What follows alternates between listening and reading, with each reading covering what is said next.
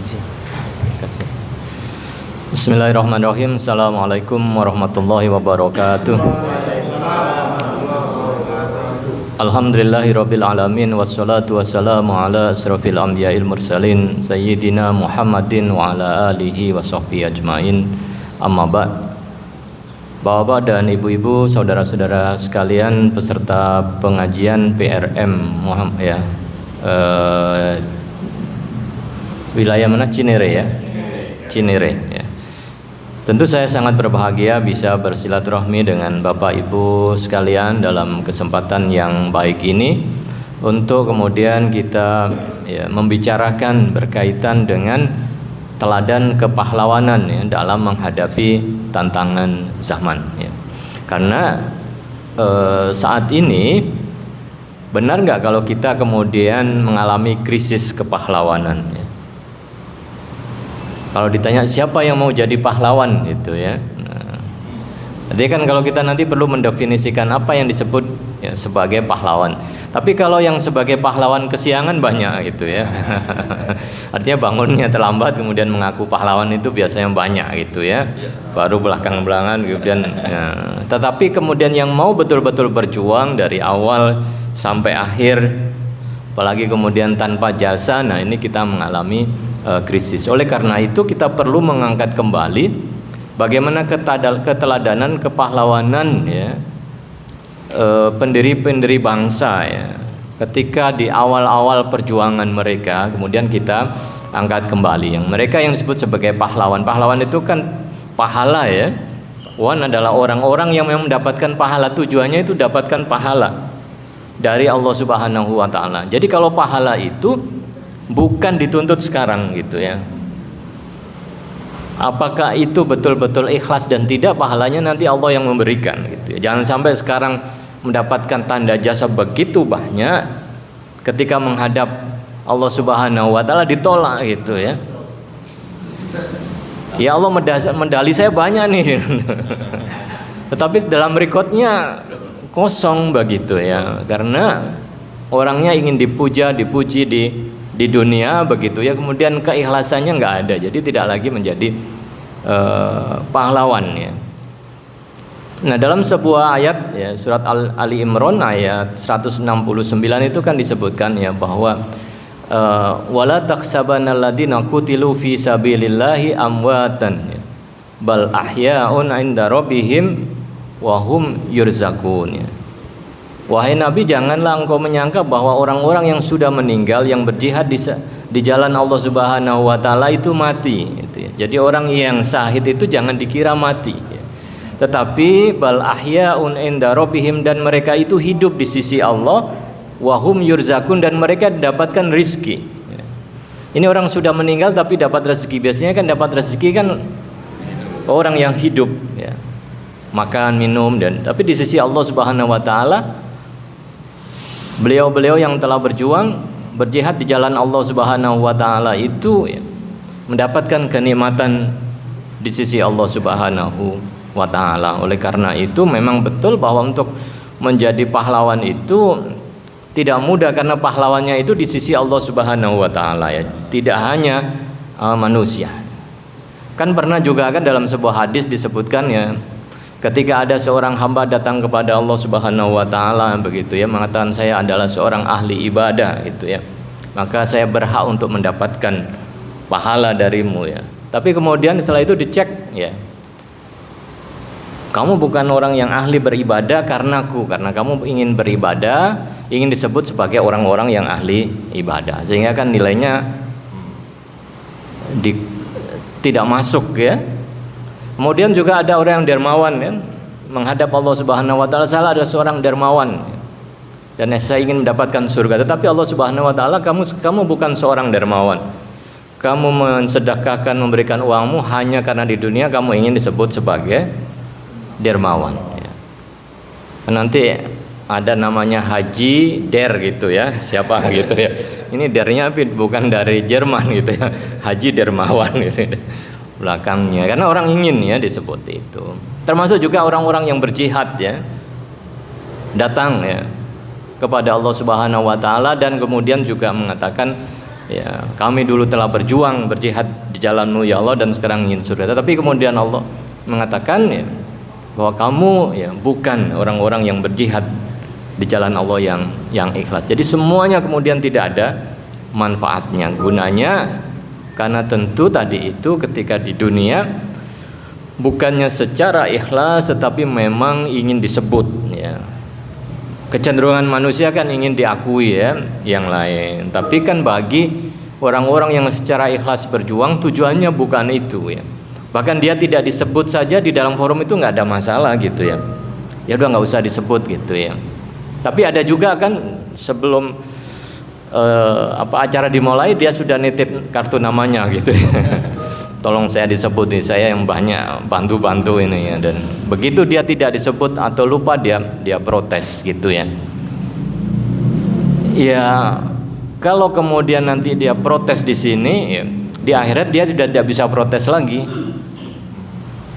Karena sudah jelas bahwa niat-niatnya bukan karena Allah Subhanahu wa taala. Maka oleh karena itu perlu dihidupkan kembali nilai-nilai kepahlawanannya.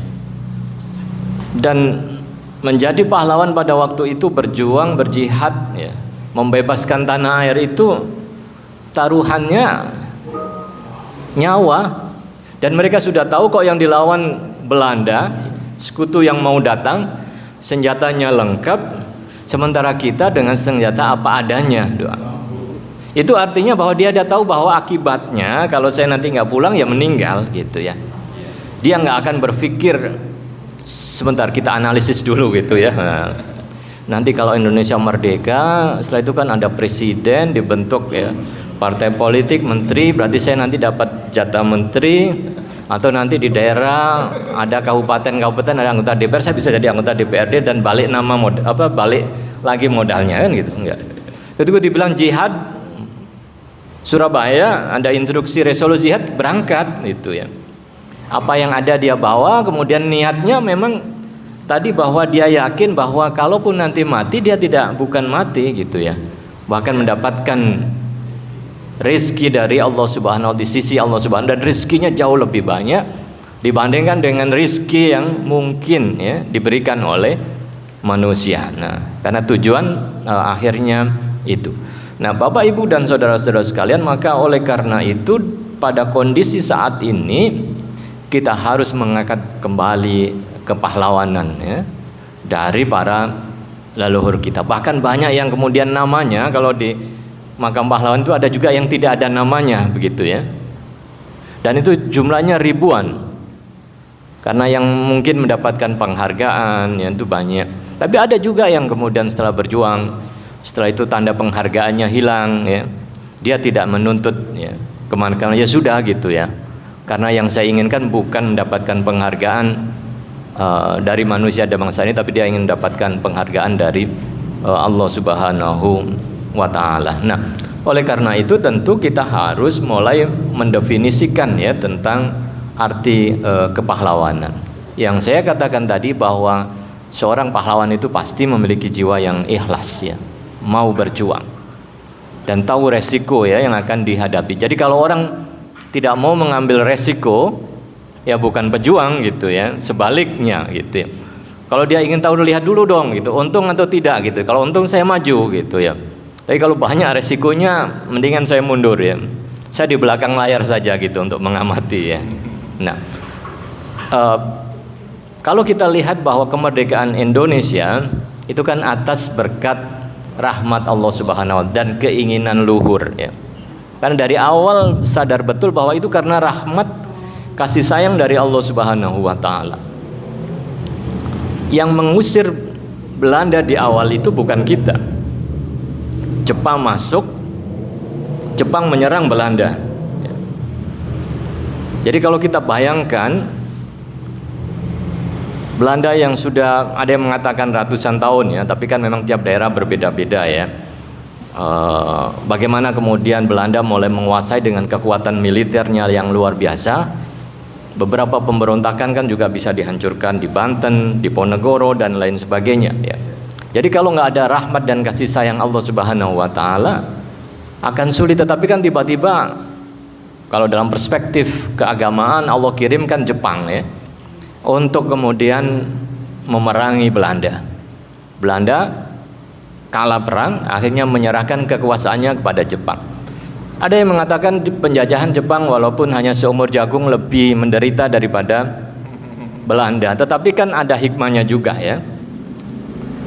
Rakyat Indonesia dilatih melalui pembela tanah air, kan gitu ya. Direkrut dari berbagai daerah, dari pesantren, dilatih militer secara benar ya.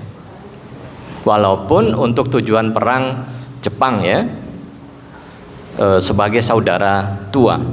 Tetapi kan orang-orang mendapatkan kesempatan dilatih militer, akhirnya kan paham ya tentang militer. Kemudian juga ulama-ulama di daerah-daerah yang dulu tidak digunakan oleh Belanda, karena Belanda kan lebih suka menggunakan aristokrat ya, lama, bangsawan lama, sementara yang Muslim tidak, karena dianggap yang Muslim memberontak ya. Tetapi ketika Jepang datang, Jepang tidak mau bekerja sama dengan orang yang punya hubungan dekat dengan Belanda. Nah, akhirnya kan ditukar. Yang Muslim yang awalnya tidak digunakan akhirnya direkrut, kemudian dilatih militer, bahkan dilatih baris berbaris ya, hormat pada matahari ya. Itu kan menimbulkan persoalan juga, nggak boleh hormat gitu ya. Tetapi kan nanti menimbulkan ijtihad ya. Ya hormat tapi niatnya bukan menghormati gitu ya, dalam kondisi tertekan dan lain sebagainya. Yang penting mendapatkan pelajaran militer, bisa pegang senjata, menguasai senjata. Yang awalnya tentara pembela tanah air itu digunakan untuk menghadapi musuh Jepang ya, akhirnya kan juga dibalik ya oleh bangsa Indonesia, justru untuk bisa digunakan untuk mengusir Jepang ya. Nah, ini, dan ketika kemudian Jepang dengan kekuatannya di Asia yang begitu besar, sekutu saja bisa dikalahkan, pasti kita akan berpikir bagaimana caranya bisa mengalahkan Jepang dengan senjatanya yang luar biasa. Pasti akan sulit. Tapi kan tiba-tiba kemudian 8 dan 9 Agustus Nagasaki, Hiroshima dibom atom oleh Amerika. Hancur ya. Kemudian kekuatan Jepang menjadi tiba-tiba melemas gitu ya, karena melihat realitas itu. Kemudian setelah itu Jepang menyerah kepada sekutu. Nah, para pahlawan pendiri bangsa tahu gitu ya, bakal ada transisi kekuasaan, karena Jepang akan menyerahkan kepada sekutu. Maka sebelum diserahkan kepada sekutu, kita harus memproklamasikan terlebih dahulu ya. Makanya kan kemudian Pak Karno, Bung Hatta kan didesak gitu ya untuk segera memproklamasikan, tetapi Pak Karno, kita berunding dulu karena kan ada panitia persiapan kemerdekaan Indonesia yang di situ ada Jepang, dan Jepang juga akan menjanjikan akan diberikan kemerdekaan. Tetapi kan anak-anak muda nggak percaya gitu ya, bahwa kemerdekaan tidak akan diberikan dengan cuma-cuma, maka cara yang terbaik adalah kemerdekaan itu dideklarasikan ya. Maka tanggal 16 itu kan Bung Karno, Bung Hatta ya, dan beberapa tokoh lain kan diculik ya oleh anak-anak muda ke Rengas Dengklok. Yang awalnya kalau perlu nggak apa-apa dideklarasikan di Rengas Dengklok aja, karena Rengas Dengklok itu juga sudah dipasang bendera gitu ya. Tetapi kemudian Bung Karno memilih untuk dideklarasikan di Pegangsaan Timur ya. Ada dua pilihan, di lapangan Ikada yang lapangan Banteng atau di Pegangsaan Timur. Tetapi lapangan Banteng itu sudah dijaga militer Jepang sudah tahu siap-siap. Jadi kalau di situ pasti resikonya sangat besar ya. Maka dipilihlah ya, di Pegangsaan Timur. Maka itu ada strateginya. Kalau mau frontal saja gitu ya, udah kita deklarasikan di sana, kita lawan Jepang begitu ya. Nah, tapi kan yang penting esensi proklamasi dulu, legalitas, keabsahan, karena bisa saja baru mau masuk lapangan Banteng bisa saja diserbu, habis ditangkap gitu ya. Maka cari jalan di Pegangsaan ya. Kalau di Pegangsaan itu rumah ya yang digunakan itu kan rumah ya, seorang keturunan Arab ya, masih ada tokonya itu. Kemudian rumah yang digunakan di Rengas Dengklok itu adalah rumah pedagang Cina, ya. Karena dekat dengan tentara PETA pada waktu itu, ya. Nah, sehingga sebenarnya dari sisi kebangsaan kita nggak ada masalah, ya. Nggak persoalkan dia keturunan Arab, keturunan Cina, pribumi dan lain sebagainya. Selama dia punya kontribusi, selama dia punya semangat kepahlawanan, kebangsaan, ya ayo bersama-sama gitu ya.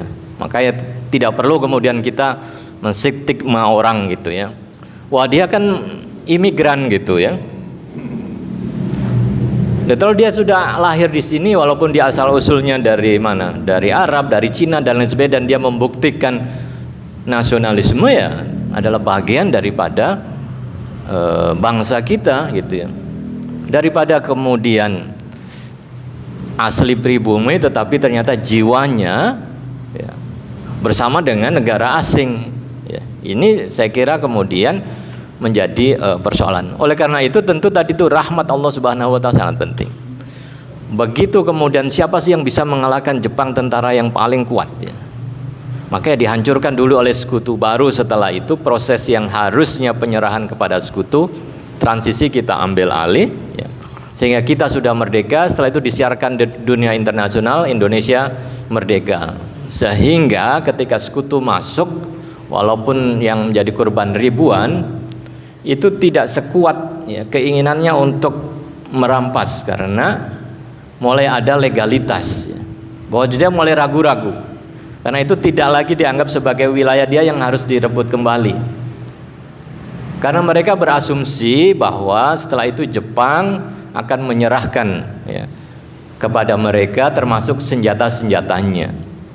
Nah, senjata inilah yang kemudian juga yang harus diserahkan ke sekutu, justru kemudian diambil oleh tentara PETA, dan juga beberapa komandan Jepang ada yang bersimpati, ya. Walaupun memang ada beberapa perebutan yang kemudian membawa kematiannya. Karena juga proklamasi itu juga ada komandan Jepang yang bersimpati kepada Indonesia. Nah, itulah yang kemudian nilai heroik perjuangan kita. Kalau tidak ada, ya, rahmat dari Allah Subhanahu wa taala dengan kondisi yang seperti itu, mungkin kita mustahil akan merdeka. Tapi kan umat Islam sangat yakin, ya, kalau tidak dimulai, kalau kemudian kemerdekaan ini tidak dipertahankan, maka tentu rahmat itu tidak datang, ya. Jadi ya nggak boleh kemudian santai-santai gitu ya. Tidur nggak usah ikut berperang dan lain sebagainya, toh nanti rahmat Allah datang dan kita mendapatkan kemerdekaan. Jadi direbut dulu dengan upaya yang itu membahayakan. Proklamasi bisa saja itu kan mengancam jiwa, ya, ketika memproklamasi. Tetapi kemudian diproklamasikan dan disiarkan dan didengar yang lain, sehingga kemudian ada revolusi untuk mempertahankan kemerdekaan. Jadi perangnya adalah mempertahankan, bukan merebut kemerdekaan, ya. Karena kita sudah memproklamasikan dan sekutu ingin datang kembali, karena mereka dalam perjanjian mereka setelah Jepang kalah harus diserahkan kepada sekutu. Tapi kita sudah mengambil terlebih dahulu kemerdekaan. Nah, bagaimana kemudian definisi kepahlawanan, ya, kemudian sejauh mana itu tetap relevan dalam kehidupan kekinian, dan tantangan-tantangan apa sebenarnya yang akan kita hadapi. Kalau Bung Karno kan pernah mengatakan bahwa perjuanganku di sini, ya, dalam merebut kemerdekaan itu lebih mudah dibandingkan perjuangan kamu nanti, ya. Karena perjuangan saat itu jelas musuhnya adalah penjajah. Tetapi pada zamanmu itu musuhnya adalah sesama anak bangsa. Nah, ini yang lebih sulit, ya, berjuangnya. Susah membedakan mana yang pahlawan beneran, mana yang pahlawan kesiangan, itu ya. Nah, ini menjadi tantangan. Nah, oleh karena itu pahlawan juga harus diredefinisikan ulang, ya. Pertama, bahwa untuk saat ini betul bahwa ke belakang yang namanya pahlawan itu adalah mereka yang berperang, ya, merebut kemerdekaan. Nah, kemudian ternyata juga tidak hanya berperang di medan tempur, ya, tetapi juga di medan-medan yang lain. Jadi ada pahlawan diplomasi, ya, dia tidak berperang tetapi melakukan negosiasi. Karena nggak mungkin perjuangan fisik itu bisa diakui kalau tidak ada orang-orang yang melakukan negosiasi. Ada yang ke Timur Tengah sehingga Mesir mau mengakui, ya. Itu kan juga anak-anak kita yang kuliah di sana kemudian membentuk Jam'iyah Khairiyah Al-Jawi. Kemudian setelah itu berkomunikasi dengan syekh-syekh mereka, kemudian mempengaruhi Presiden Mesir, kemudian bisa tahun 47 mereka mendukung kemerdekaan Indonesia, ya. Termasuk juga Amerika yang awalnya bersama Belanda, ya, tetapi kemudian di akhir-akhir mulai menyetujui, ya, untuk pengakuan kemerdekaan dan bisa menekan Belanda untuk memberikan kemerdekaan kepada Indonesia, ya. Walaupun memang kalau di dalam negosiasi itu selalu ada take and give, ya. Apa yang kami beri dan apa yang kami terima, ya. Jadi nggak ada yang kemudian murni ikhlas, ya, gratis. Hanya pejuang kita yang gratis gitu, ya. Tapi begitu dibicarakan, dinegosiasikan di meja, oke, kami mengakui, tapi syaratnya apa gitu. Nah, syarat-syarat itulah yang kemudian sering kadang yang harus kita penuhi. Nah, bahwa pahlawan itu tidak hanya yang berperang di medan tempur, tapi juga di medan-medan yang lain, ya. Bidang ekonomi, ya, yang menyelamatkan ekonomi, ya. Di bidang perempuan begitu, ya, membina generasi, ya. Di bidang pendidikan itu kan juga pahlawan kita. Yang paling banyak memang adalah pahlawan tanpa tanda jasa itu, ya. Jadi para guru, ya, Ustadz, ya. Nah, jadi tapi ya jangan ngunu ya ngunu tapi aja ngun. Ya. Tapi guru itu bukan beban negara, ya. Jadi tidak ada yang mengatakan bahwa guru itu beban negara, ya. Tapi ya, itu hoax itu yang mengatakan guru beban. Jadi semua aspek mulai. Tetapi kita memang berkaca tadi, Bung Karno tidak di medan perang, yang di medan perang Panglima Besar Sudirman itu, ya. Ditandu kan, ya. Dengan ditandu masih bisa memimpin gerilya kemana-mana karena spiritnya yang dilihat, ya. Sehingga kita bisa mengaca bahkan orang dalam kondisi sakit pun dipaksa dan ingin tetap berjuang ini. Orang kadang tidak sakit selalu ketika dipanggil bilang saya sedang sakit gitu, ya. Jadi sakitnya dulu didahulukan, ya. Padahal kalau dulu, ya, kondisi sakit pun kemudian berusaha untuk berada di medan perang. Kemudian juga yang namanya pahlawan itu berjuang untuk kebenaran dan keadilan. Nah, itu. Ya, keadilan bahwa harus menjadi negara yang merdeka dan itu harus diperjuangkan. Dan sebuah hak, ya, kebenaran itu yang memang direbut, ya, diperjuangkan. Jadi membela yang benar, itu adalah pejuang, ya, bukan membela yang bayar gitu, ya. Jadi yang benar untuk keadilan memang itu semangatnya. Dalam kondisi apapun dia akan terus berjuang.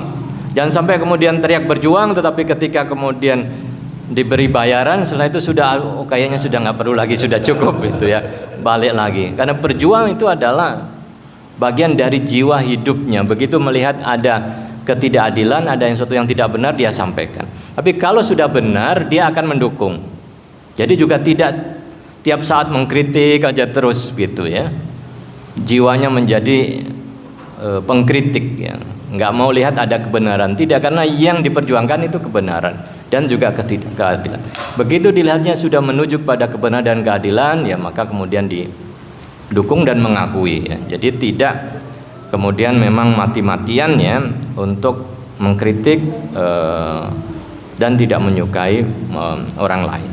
Kemudian selanjutnya adalah Nah, mengutamakan kepentingan bersama, kepentingan negara dan bangsa, itu yang mendudukkan, kan selalu dikatakan ya di sekolah dan sebagainya, di atas kepentingan pribadi golongan ya. Harus melampaui itu semua, bahwa ini adalah kepentingan bangsa dan negara. Jangan dilihat untung ruginya dulu gitu ya. Tetapi bagaimana itu berkontribusi. Ya, kalau orang-orang yang bergerak di bidang pendidikan, kalau dia ngitung dulu returnnya dulu gitu, nggak maju-maju ya, nggak bangun-bangun sekolah gitu. Sebentar nih, kita bangun ini berapa nanti untungnya gitu ya. Sementara generasi kita sudah menunggu ini investasi yang harus diselamatkan. Jadi bayangkan betapa banyaknya aktivis-aktivis ya, dari Muhammadiyah, dari Nahdlatul Ulama yang di daerah-daerah ya, dengan modal tadi itu untuk bisa berkontribusi ya kepada bangsa dan negara. Dia rela untuk mengorbankan apa yang dia miliki. Dia korbankan dan tidak dihitung. Dia wakafkan tanahnya, dia wakafkan hartanya, wakafkan tenaganya, karena ingin bahwa kepentingan bersama kita ini bisa dipenuhi. Kalau saya minum, gampang lah saya bisa minum di rumah kan gitu ya. Datang nggak ada minuman nggak apa-apa, yang penting tujuan kita terpenuhi. Pengajian menunya apa gitu kan, nanya menu dulu. Boleh nggak request gitu, kalau nggak menunya ini saya nggak hadir gitu ya. Jadi kepentingan bersama dulu, nggak ada menunya, hadir saja, setelah itu kita pikir bersama ini. Oh, saya bawa ini dan lain sebagainya. Bukan lagi bahwa saya mendapatkan apa gitu ya, tetapi apa yang bisa kita berikan ya, apa yang bisa diberikan kepada negara. Itulah kepentingan, mengutamakan kepentingan bersama, sehingga ya rela untuk tidak makan, ya rela untuk waktunya habis ya, asal tujuan bersama ya itu bisa dilakukan. Kemudian kepahlawanan itu berkaitan dengan keteladanan, moral dan integritas. Ini yang paling pentingnya. Jadi seorang pahlawan itu sudah teruji memiliki keteladanan moral dan integritas yang bisa ditiru ya. Moralnya bagus ya, integritas. Makanya menjadi pahlawan itu tidak boleh ada cacat yang berkaitan dengan pengkhianatan sekecil apapun. Jadi ketika diusulkan menjadi pahlawan, ternyata ketika revolusi dia pergi ke Eropa gitu ya, nggak balik-balik. Baru setelah era reformasi udah aman dia balik. Setelah itu diusulkan menjadi pahlawan. Ditanya, kenapa waktu itu ketika perjuangan kok malah pergi gitu ya. Nah, ternyata mungkin perginya difasilitasi bisa saja dan lain sebagainya, atau dia tidak mau berjuang ya. Baru ketika melihat Indonesia sudah mulai kelihatan wujudnya, wah ini kalau saya nggak pulang nggak kebagian gitu ya. Nah, jadi nilai kepahlawanan itu menjadi sangat penting ya, berkaitan dengan moral dan integritasnya. Dia integritasnya kuat nggak? Dalam kondisi lapar ya, ditekan, dibombardir dan sebagainya, dia tetap di situ nggak? Tapi kalau dia kemudian lari meninggalkan Indonesia, maka kemudian itu dipertanyakan, kecuali kalau memang berangkatnya karena misi ya, berperang, kemudian ada misi delegasi untuk melobi negara-negara lain, itu balik lagi ya, untuk melaporkan kegiatannya. Nah, itu tadi ya tentang nilai-nilai kepahlawanan yang harus ya, ada. Jadi tidak hanya di medan perang, kemudian berjuang itu untuk kebenaran dan keadilan, mengutamakan kepentingan bersama bangsa Indonesia, kemudian memiliki keteladanan moral dan integritasnya. Nah, tantangan zaman modern, arus globalisasi dan teknologi digital saat ini kan menjadi tantangannya. Maka kan tadi sudah mulai digital, website dan lain sebagainya, dan tentu berbeda dengan masa-masa dulu ya, cara berkomunikasi. Nah, teknologi, arus globalisasi dan teknologi ini juga menjadi, di samping ada peluangnya juga menjadi tantangannya ya. Menjadi semakin global. Semakin global artinya budaya lain juga bisa masuk ke sini yang dulunya tidak mungkin. Dulu hanya secara fisik ya, datang mempengaruhi ke kelas mengajarkan ini, tapi sekarang tanpa diundang datang sendiri, buka ya buka HP tiba-tiba sudah masuk. Setelah itu dibombardir terus menerus ya. Apalagi kemudian sudah algoritmanya, kalau sudah ya, pinginnya itu dia akan terus ya. Bahkan ada yang mengatakan, saya itu bingung ya Pak, saya baru mikir mau beli TV, tapi tiba-tiba begitu saya buka HP itu kok iklannya TV terus gitu ya. Jadi digoda terus, itu gimana gitu ya. Jadi di pikiran ini sudah, saya mau ganti kompor gitu ya, wah setelah itu kompor masuk terus gitu ya. Hebat juga, karena begitu kita lihat satu iklan gitu ya, nah berarti orang ini pingin beli ini ya, setelah itu dibombardir ya, makanya nggak punya uang, setelah itu pinjol masuk banyak ya, terjerat dengan semua dimudahkan ya, bahkan semuanya ada di sini dengan diklik, nggak punya uang klik dalam lomba ditransfer gitu ya, tapi setelah itu dicekik ya, karena tadi itu ya terkena pinjaman online ya, ada syariah. Ketika memberikan pinjamannya syariah halus gitu ya. Begitu setelah itu diterima uangnya penagihan ya, bukan gaya ustadz yang keluar, tapi premannya yang suruh itu ya. Orang diteror segala macam dan lain sebagainya. Jadi itu masalah globalisasi. Budaya dari negara-negara luar juga masuk ke kita ya.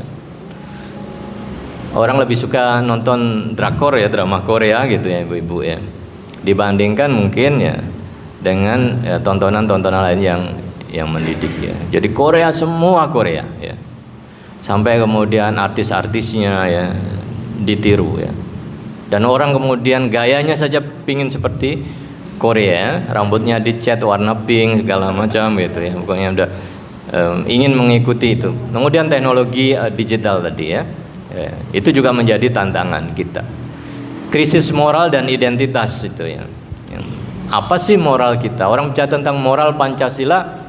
Nah, bagaimana kemudian mengimplementasikan kalau pemimpin-pemimpinnya tidak memberikan contoh? Karena yang terbaik itu melihat contoh di atasnya itu yang berbasis pada ideologi ya. Tapi kalau di atas tidak memberikan contoh, nah itulah yang memberikan kepada krisis moral ya. Maka contoh-contoh ya yang ada di sekitar kita ya, ustadz-ustadz, guru, kemudian orang-orang yang ada di sekitar. Kemudian identitasnya. Indonesia itu identitasnya apa gitu ya.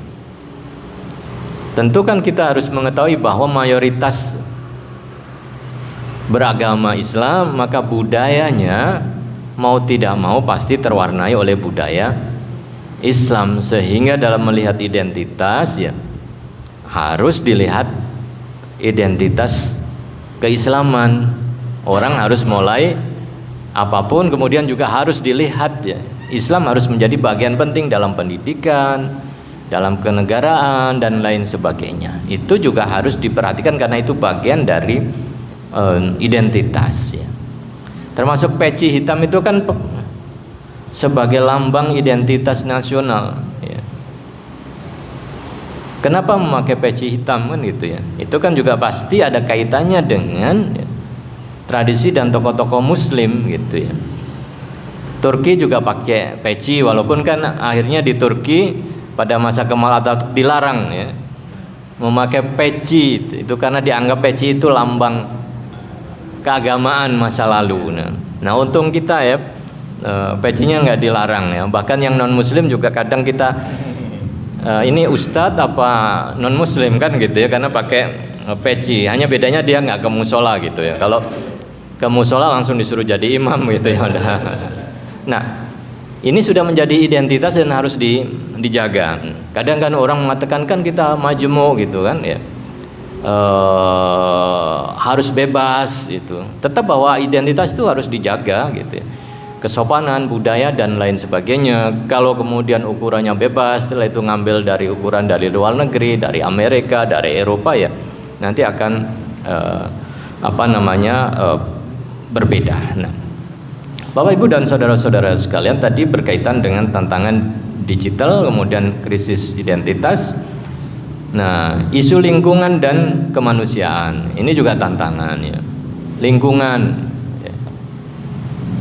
eh, paling dasar gitu ya.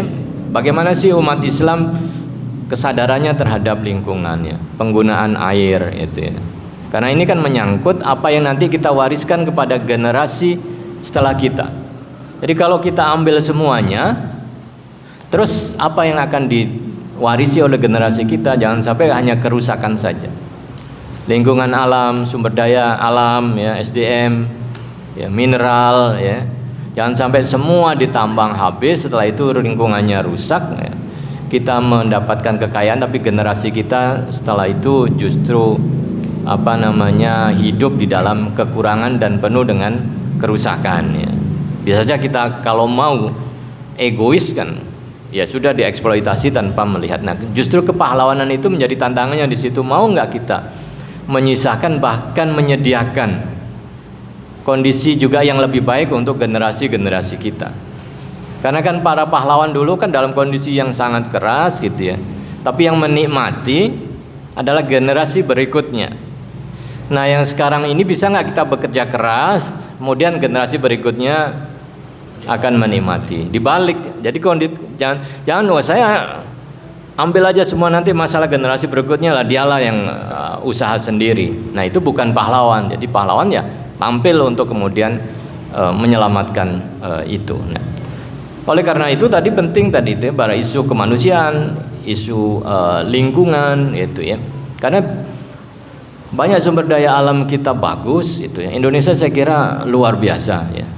Alamnya dari sisi hutan kaya raya, apa yang ada di bawah dasar tanah, di dasar laut, dalam lautnya, ikan dan lain sebagainya, itu sangat luar biasa dan menjadi ya, negara yang harusnya yang paling makmur. Tapi kan kadang ada masalah-masalah ya, orang yang tidak mau menjadi pahlawan itu. Nah, hal lain juga yang disebut dengan disrupsi ekonomi dan sosial.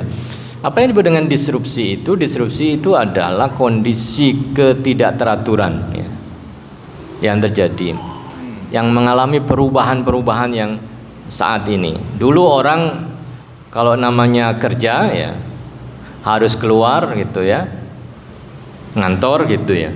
Tapi sekarang orang di rumah saja sudah disebut bekerja gitu. Karena dia bisa menghasilkan uang dari rumah gitu. Jadi orang tua nggak bilang kamu kok nggak keluar kerja gitu ya. Di kamar melulu ya, karena kerjanya di situ dia dapat uang. Tetangganya kemudian curiga, dia nggak pernah kerja keluar, nggak pernah nenteng tas, nggak pernah ini kok uangnya banyak, jangan-jangan melihara tuyul gitu.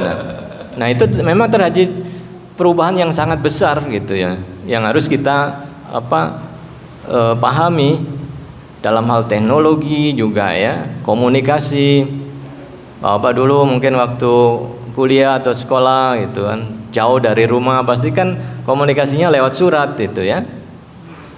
Tukang pos ya, menjadi yang paling diharapkan gitu ya, datang kirim uang lewat wesel gitu ya.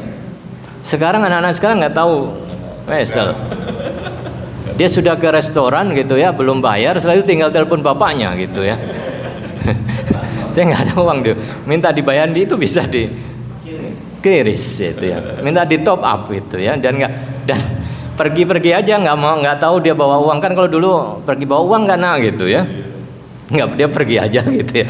Setelah uangnya nggak ada, kontak bapak ibunya suruh top up gitu ya.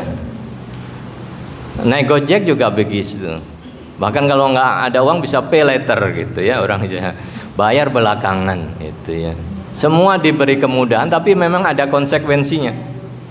Bisa nggak kemudian kita mengatur itu semua, disrupsi ekonomi. Kemudian yang sosial itu juga mulai mengalami perubahan-perubahan yang besar ya. Hubungan antara anak dengan bapaknya, murid dengan guru secara sosial itu ternyata mulai mengalami perubahan.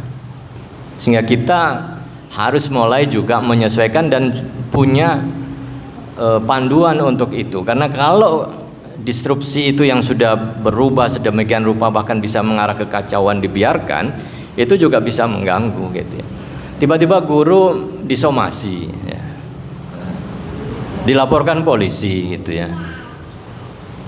gurunya disuruh bayar denda gitu ya. Ada kan yang gara-gara kemudian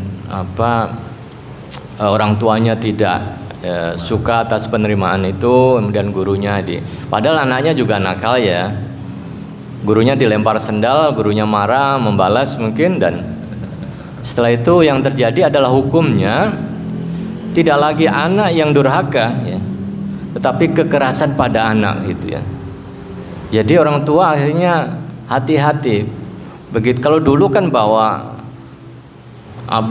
penggaris gitu ya, panjang-panjang, gampang aja main gepak gitu ya. Kalau sekarang baru begini sudah ingat itu pasal berapa gitu udah KPAI, udah hanya dibatin aja gitu, paling ngetok ada gitu ya. Karena jadi perubahan sosial hubungan ya, bahkan ustadz ya bisa diprotes gitu ya. Baru kemudian bahkan saya pernah menghadiri di luar kayaknya. Waktu itu saya di Canberra ada sholat Jumat ya. Khotibnya baru sholat Jumat, baru mulai pembukaan gitu. Tiba-tiba setelah itu ada yang berdiri protes gitu ya, marah-marahin khotib gitu, nggak setuju dan lain sebagainya, dan itu.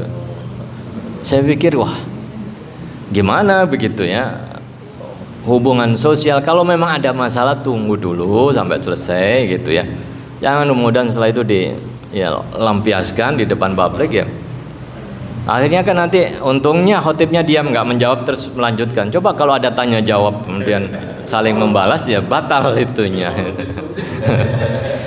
Nah itu saya kira kondisi-kondisi perubahan-perubahan yang sedemikian itu juga harus ada panduannya ya, karena itu akan menjadi tantangan kita ya. Jadi masalah ekonomi, masalah sosial dan lain sebagainya. Nah berikutnya, teladan pahlawan nasional seperti apa sih yang kita lihat? Tentu sangat banyak, ini hanya contoh ya.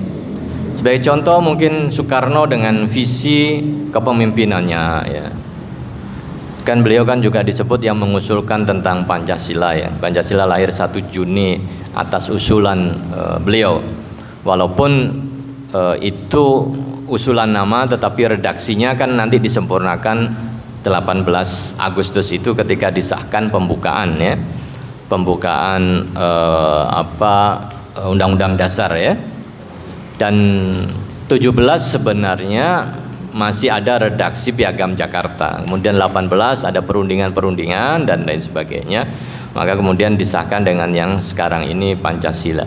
Jadi kalau dari Soekarno 1 Juni kemudian sampai Agustus ya, 18 Agustus itu memang terjadi banyak berbagai macam perubahan-perubahan karena terjadi dialog, penyempurnaan dan lain sebagainya. Tapi kalau cikal bakalnya usulan itu memang berasal dari beliau. Tapi tentu itu juga karena dari masukannya berbagai pemimpin.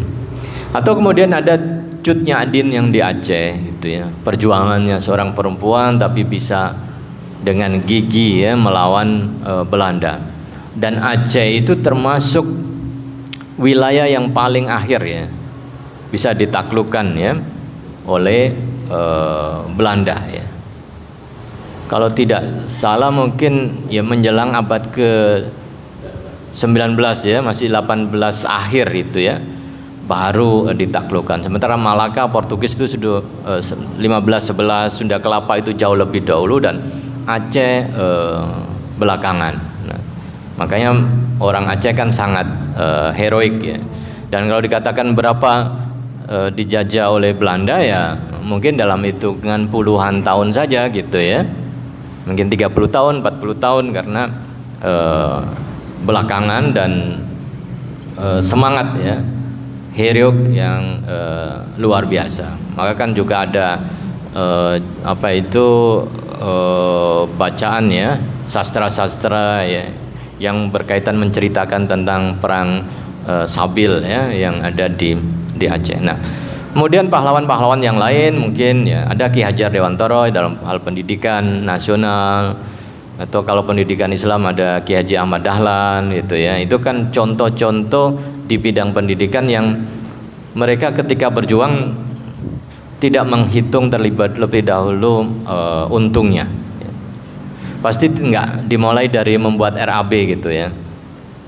Coba dipresentasikan RAB-nya sekian-sekian, nanti di akhir kita untung berapa. Yang penting sekolah dirikan dulu gitu ya.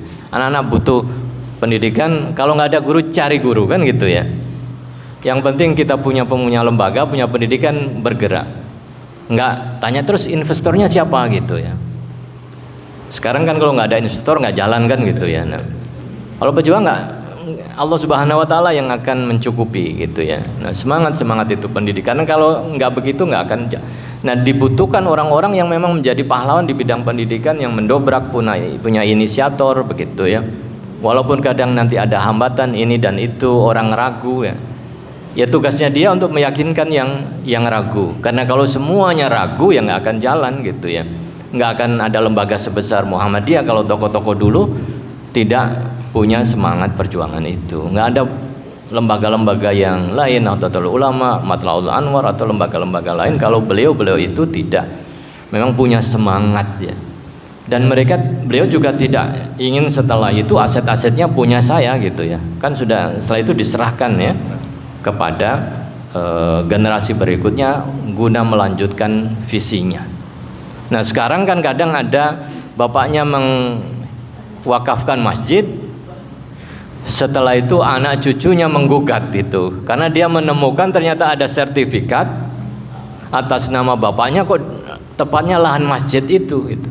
Kemudian tidak segan-segan untuk menggugat itu, bahkan kemudian disegel masjidnya, dia minta untuk dibayari dan lain sebagainya. Ini kan saya kira hal yang kemudian menjadi tantangan-tantangan kita ya. Jadi perjuangan orang-orang dahulu dan memang harus dilanjutkan ya hingga saat ini. Pak Habibie, B.J. Habibie itu kan juga seorang pahlawan, walaupun juga banyak tantangan-tantangan yang dihadapi. Ketika kemudian pembuatan N250 pesawatnya yang negara-negara lain belum bisa tapi kita bisa membuat dan itu bisa terbang, itu kan kebanggaan.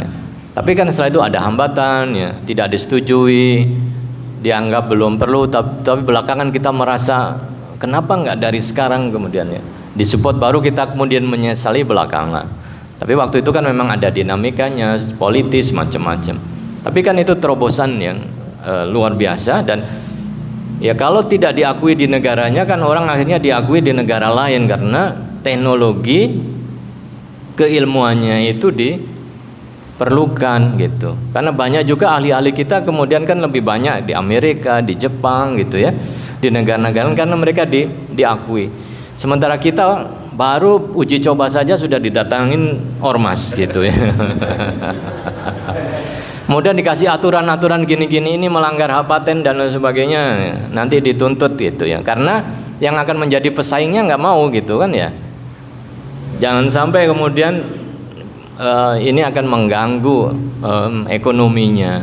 Tapi begitu di luar dilihat, wah ini luar biasa, langsung diambil saja, difasilitasi, dana diberi dan lain sebagainya. Nah, kita saja jangankan sudah dana sendiri, produknya sudah jadi, ketika mau dipasarkan ditangkap, dihambat, tidak punya izin ya, kemudian dibekukan ya.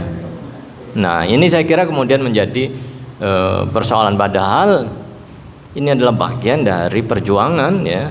Dia mau menciptakan inisiator di bidang tertentu saja itu sudah luar biasa ya. Tinggal bagaimana itu bisa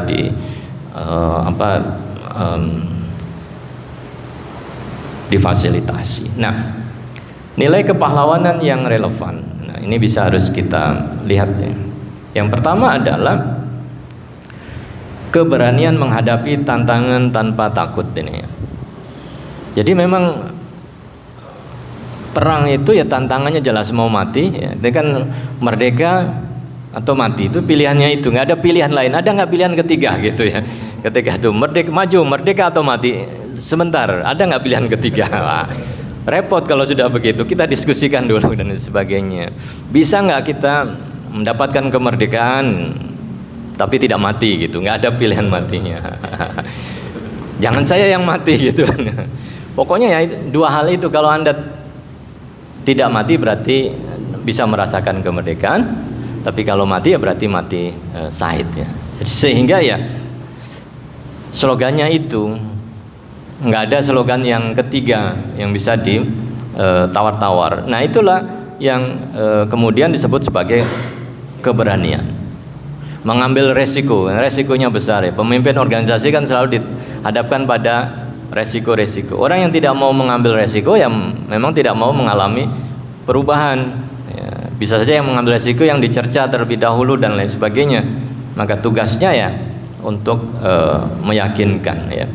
Kemudian integritas, menjaga kejujuran di tengah banyaknya mungkin kondisi korupsi. Nah, itu juga saat ini menjadi relevan. Bisa nggak dia menjadi pejuang, menjadi pahlawan di tengah-tengah ketika kiri kanannya banyak yang korupsi? Ya udah, yang penting kita tutup mata aja gitu ya. Kalau korupsi jangan di depan saya gitu. Saya ke sana, saya ke musola dulu ya gitu. Ya karena nggak bisa mengendalikan kondisi yang ada. Atau sebaliknya dia keluar-keluar dengan anti korupsi dan lain sebagainya. Off the record.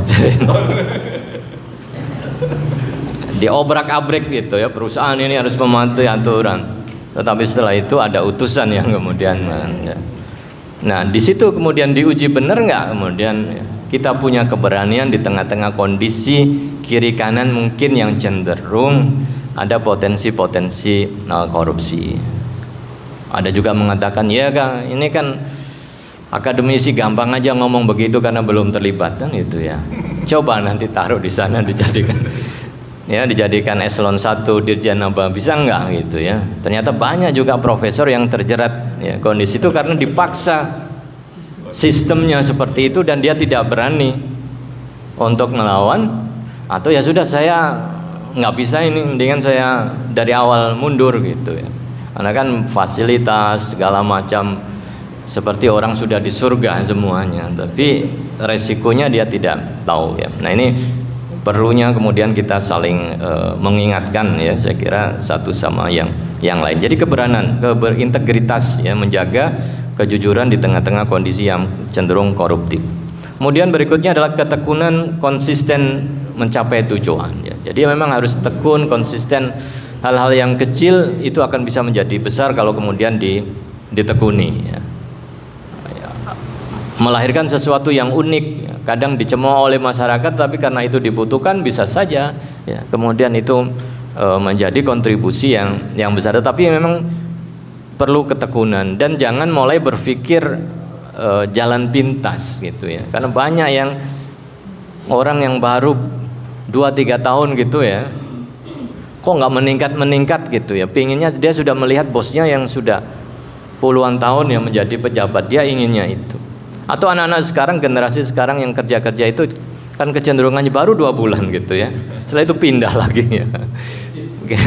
Gengsi, karena nggak ada prospek gitu. Ganti-ganti ini. Nah maka ketekunan itu juga dan konsisten, karena dia harus membangun kepakaran, membangun keahlian, itu kan harus tekun ya. Walaupun sekarang untuk diterima dalam suatu perusahaan dan sebagainya selalu ada syarat punya pengalaman gitu ya. Tapi kalau pengalamannya terlalu banyak juga kadang nggak diambil ya, ada syarat umur itu ya. Umurnya dibatasi, disuruh punya pengalaman yang banyak. Nah ini saya kira tadi itu ketekunan dan konsisten. Kemudian gotong royong, itu amal jama'i yang bersama-sama, solidaritas dalam menghadapi masalah bersama. Maka tantangan yang paling besar dalam sebuah organisasi kebangsaan dan lain sebagainya adalah bagaimana bisa bersama-sama ketika menghadapi turbulensi, menghadapi goncangan, menghadapi masalah-masalah yang ada ya. Dalam keluarga kan juga gitu, sejauh mana ayah dan ibu tetap kompak ya di tengah-tengah guncangan masalah ekonomi gitu ya. Ketika ekonominya tidak seimbang, masih bisa nggak bersama-sama gitu ya. Dan lain sebagainya. Sama dalam hal berbagai macam organisasi, termasuk juga di dalam hal kenegaraan. Kondisi-kondisi seperti ini bisa nggak masih tetap solid ya, dalam satu visi untuk menjaga persatuan, kesatuan, kemakmuran ya rakyat Indonesia di tengah-tengah berbagai macam goncangan yang ada. Maka ya semangat untuk bersama-sama ya, bekerja sama ya, gotong royong, saling menanggung satu sama lain, itulah yang kemudian diperlukan ya. Nah Bapak Ibu dan saudara-saudara sekalian, maka implementasi ya, di dalam keteladanan itu adalah Pertama, tadi tantangan teknologi berarti harus ada upaya menggunakan teknologi secara bijak. Nah, tugas sekolah ya, kemudian membuat aturan-aturannya ya. Anak sekolah sekarang kan masih SD aja sudah, kok saya nggak punya HP gitu ya. Terus HP untuk apa? Kan sebagian besar kalau dia anak-anak edukasi paling main game ya, Roblox macam-macam itu yang apa itu main bersama ya, mabar itu dia. Anak ini main di sana dan tapi bukan untuk ya, tujuan teknologi. Maka beberapa negara ya kan sudah mulai melarangnya ya. Yang belum cukup umur tidak diperbolehkan. Memang harus tegas akhirnya. Karena itu menjadi tantangan, bisa saja itu adalah bagian dari apa kekuatan-kekuatan luar yang ingin menghancurkan generasi kita gitu. Dikasih minum apa namanya mainan-manian yang melupakan sehingga dia tidak menjadi pekerja, tidak menjadi murid yang kuat, yang tough gitu ya. Akhirnya mainnya gadget ya, melulu ya. Sementara yang lain sudah mempersiapkan dengan berbagai macam generasi. Karena ini tantangan yang luar biasa, jadi harus bijak. Bahkan kita kan punya surplus ya demografi harusnya, bonus demografi yang kita idam-idamkan. Tetapi kalau dari awal sudah dirusak gitu ya, kena narkoba, macam-macam dan lain sebagainya, justru surplusnya, bonusnya ini jadi bonus masalah. Nah, itulah yang kemudian harus kita kedepankan. Berikutnya adalah ya, bagaimana implementasinya adalah berpartisipasi dalam kegiatan sosial dan lingkungan dalam hal yang paling kecil ya. Karena kita perlu kebersamaan, maka ya saya kira kita tentu saya juga memberikan apresiasi pada teman-teman yang di PRM ya, punya kegiatan tiap pekan, kemudian bersama-sama lingkungan sosial yang peduli. Karena bisa dibayangkan dengan kondisi sekarang yang orang cenderung selfish, ngurus dirinya sendiri saja gitu ya. Di komplek itu ada orang yang nggak mau berinteraksi, pokoknya merasa dia bisa ngurusi dirinya sendiri dan lain sebagainya, tidak melihat yang lain. Karena kalau ini dibiarkan ya, bahkan dalam urusan agama kan ini kan urusan pribadi, hubungan saya dengan Allah Subhanahu wa taala, jangan dicampuri. Nah, ini nanti akan semakin kondisinya akan semakin parah kalau orang sudah merasa seperti itu. Tiba-tiba kemudian saya terganggu dengan adzan di musola, saya terganggu dengan ini dan lain sebagainya, karena dia tidak terbiasa dengan masyarakatnya yang harusnya kemudian menikmati kondisi-kondisi seperti itu. Kemudian yang lain ya, menolak intoleransi dan menjadi pendukung perdamaian. Ini dalam sesi ini ini yang menjadi hal yang harus kita jaga itu ya. Jangan sampai kemudian kita terpolarisasi dalam kelompok-kelompok yang ada.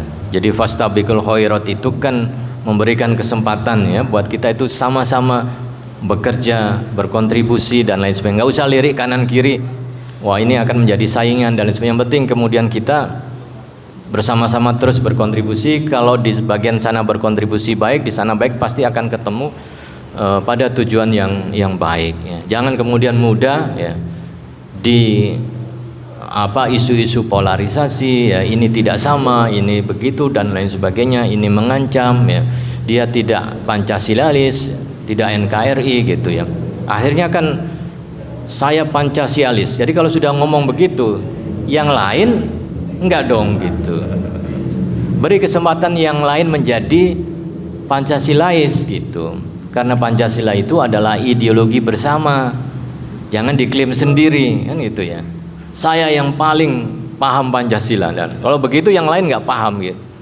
Ajak yang lain untuk bersama-sama, karena hadirnya Pancasila itu adalah kompromi ideologi bersama yang harus dijaga, bukan ideologi satu kelompok saja, satu partai saja yang punya itu, tapi semua bangsa ini harus bersama-sama diajak untuk mengamalkan Pancasila. Nah, jangan sampai tadi itu kita mudah sekali diadu domba ya. Dulu pengalaman dulu kan pasca capres cawapres ya, muncul istilah-istilah yang ya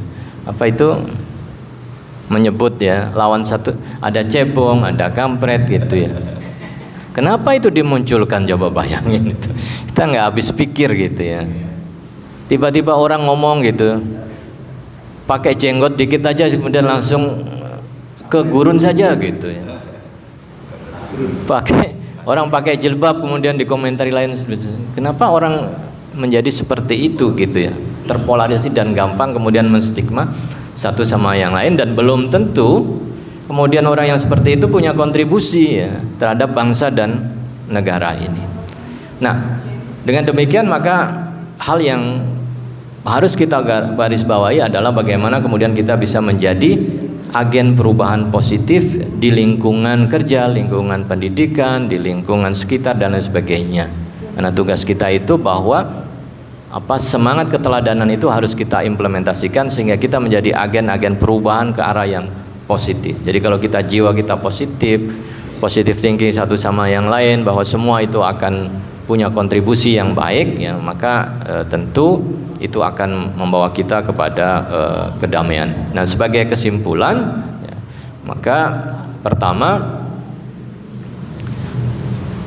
bahwa kepahlawanan adalah sikap abadi yang selalu relevan. Jadi kepahlawanan teladanan itu akan selalu relevan sampai akhir zaman ya, apabila kemudian kita tetap pertahankan. Jangan sampai kemudian nilai-nilai identitas kita tergerus karena globalisasi ataupun karena tantangan media komunikasi digital yang semakin canggih.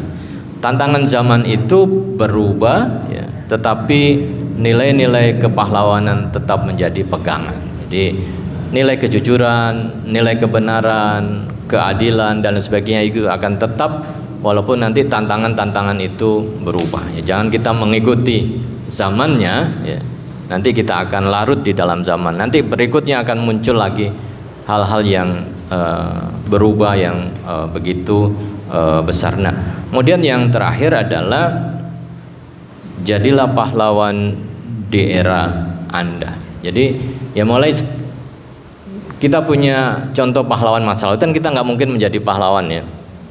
Walaupun kita bisa memakai pakaian Bung Karno, Bung Hatta dalam karnaval ya, cosplay ya masih bisa gitu ya. Tapi yang sekarang gimana gitu ya? Nanti generasi berikutnya jadi pahlawan di era itu gitu ya. Karena yang lama itu hanya sebagai teladan, nggak usah kemudian untuk menunjukkan pahlawan kita ya sekali-sekali juga boleh gitu. Jangan tiap hari kemudian harus pakai pakaian veteran ya kemana-mana gitu ya. Karena Anda tidak akan menjadi pahlawan di era itu. Karena ini pahlawan zaman dulu gitu ya. Ya, jadilah pahlawan yang saat ini, menjadi guru, ya, pahlawan di sekolah, tempat kerja, di masjid dan lain sebagainya. Terakhir sebagai penutup itu ada pepatah ya. Bangsa yang besar adalah bangsa yang menghargai jasa pahlawannya. Jadi tetap kita menghargai jasa pahlawan, tapi setiap generasi harus menciptakan pahlawan-pahlawan baru ya, dari berbagai macam bidang. Sekarang nggak ada berperang kan ya. Jadi jangan tertutup nih jadi pahlawan gitu ya, karena nggak ada perang gitu. Jangan kemudian menciptakan perang ya, perang rumah tangga, perang dan menjadi pahlawan. Nah, cari ya kesempatan banyak bidangnya, bidang sosial, ekonomi, UMKM ya, keluarga dan lain sebagainya, media, keislaman dan lain sebagainya. Jadi bangsa yang besar adalah bangsa yang menghargai pahlawan, nilai-nilai kepahlawanan tetap ada. Kemudian setiap generasi, setiap zaman kemudian akan menciptakan pahlawan-pahlawan baru. Saya kira itu ya, kurang lebihnya mohon maaf. Assalamualaikum warahmatullahi wabarakatuh. Waalaikumsalam warahmatullahi wabarakatuh. Jazakallahu khairan katsiran kepada Pak Prof untuk penyampaian materinya. Yang mungkin perlu kita sampaikan nanti sebelum kita tanya jawab, saya ini kebetulan ada 2 referensi buku ya. Pertama adalah buku bagus nih Pak ya, tentang utang Republik pada Islam. Buku ini bagus, Lukman Hakim pengarangnya, dan beliau juga dekat dengan A.R. Baswedan. Kemudian yang sudah sangat populer ini saya kira udah ngelotok nih kalau Pak Prof ya, itu buku Api Sejarah. karya Profesor Ahmad Mansur Siranegara, dosen dari Universitas Padjadjaran. Isinya menarik sekali, bagaimana perjuangan Islam, dan nanti silahkan kalau bisa diakses, bapak-bapak mau beli bisa.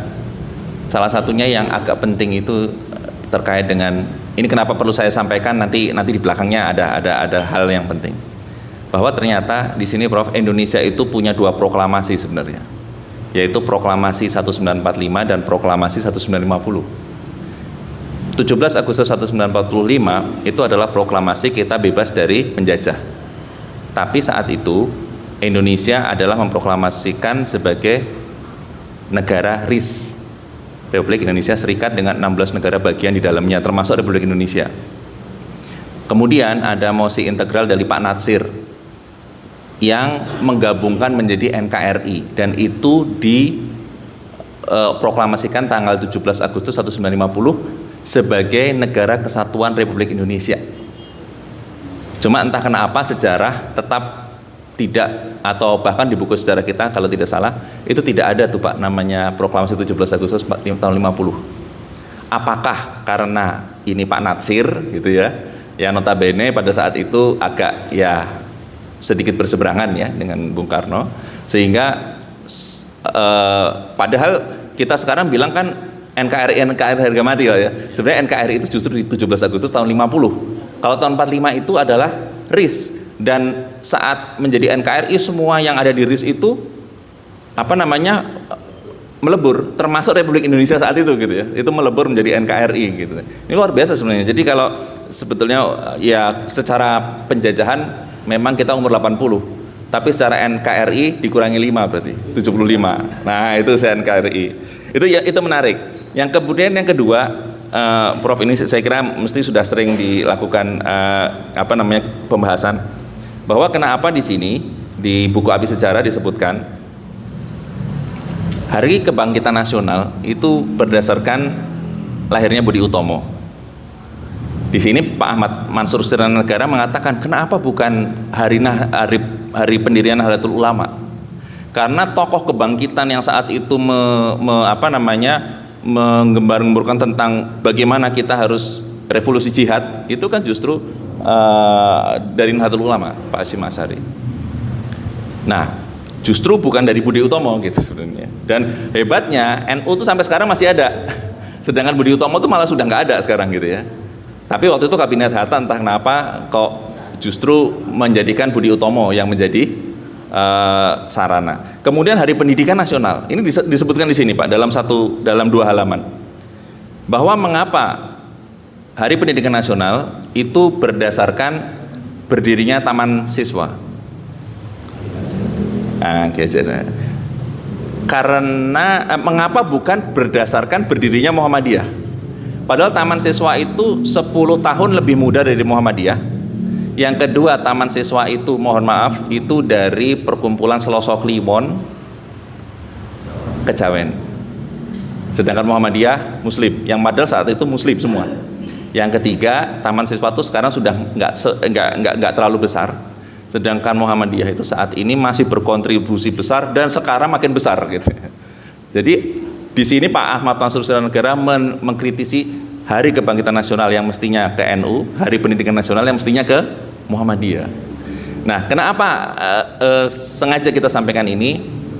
Karena gini Prof, pemerintah kita kan sekarang katanya mau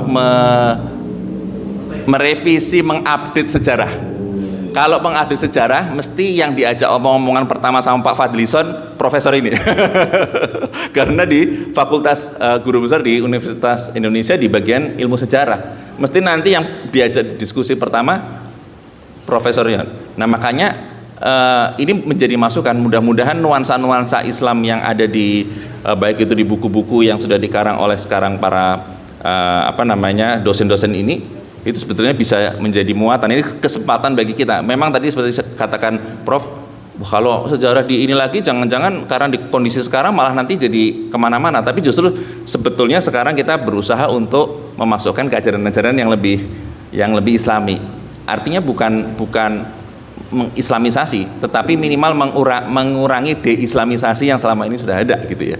Itu saya kira sih sangat penting Prof, mungkin untuk kedepannya mungkin sedikit ada tanggapan sebelum nanti teman-teman Anda menjawab, Pak, silakan. Ada pertanyaan?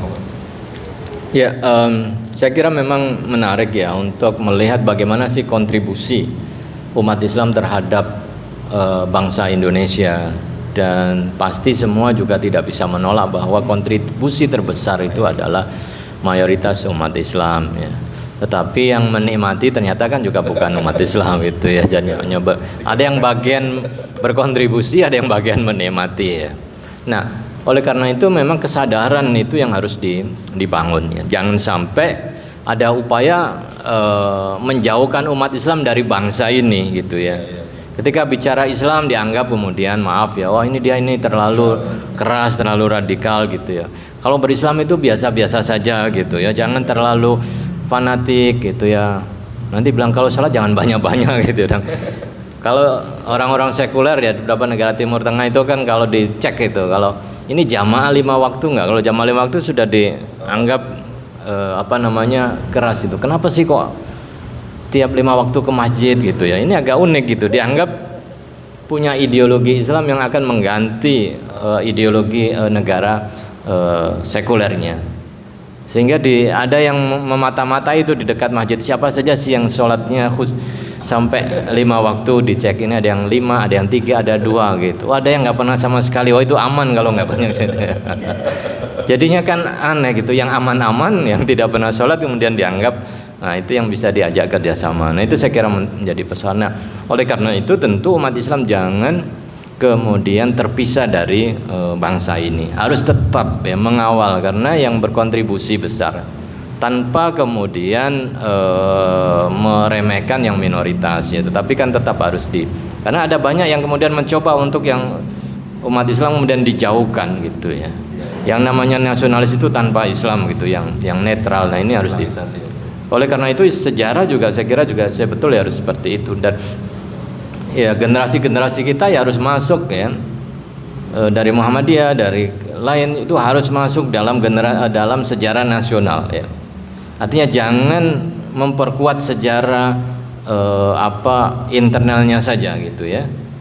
Sejarah Islam, fokus di sejarah Islam tetapi tidak berkontribusi sejarah nasional, sehingga yang masuk kepada sejarawan nasional justru orang-orang yang tidak memiliki pemahaman atau tidak terlatih ya, di dalam ya, organisasi-organisasi keislaman, sehingga ketika menulis, membuat outline ya apa yang ada di pikirannya gitu. Nah itu saya kira perlu juga didorong gitu ya, bagaimana kemudian secara terintegrasi ya justru umat Islam juga masuk dalam aspek-aspek nasional itu untuk mempengaruhi. Memang di dalam penulisan sejarah saya hanya terlibat di jilid yang ke-10 ya, era reformasi ya. Jilid-jilid lain juga kan tentu dari sejarawan-sejarawan yang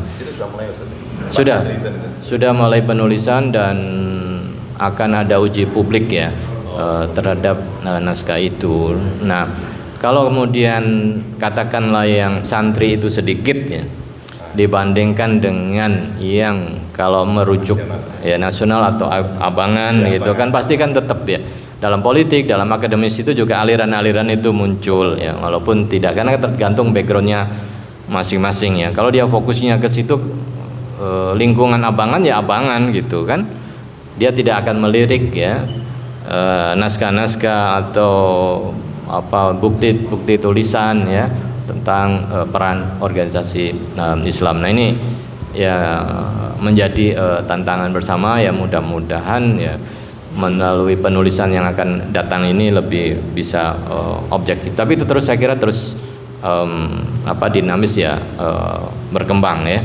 Walaupun ada hal-hal lain yang mungkin nggak bisa didiskusikan secara umum ya, ada isu-isu yang memang biasalah dinamika tarik menarik ya dalam hal penulisan ini. Ya, silakan Bapak Ibu. Silakan Pak. Sebentar. Banyak ini. Silakan. Bismillahirrahmanirrahim. Assalamualaikum warahmatullahi wabarakatuh. Waalaikumsalam warahmatullahi wabarakatuh. Saya hanya singkat aja. Kita sekarang sudah merdeka 80 tahun.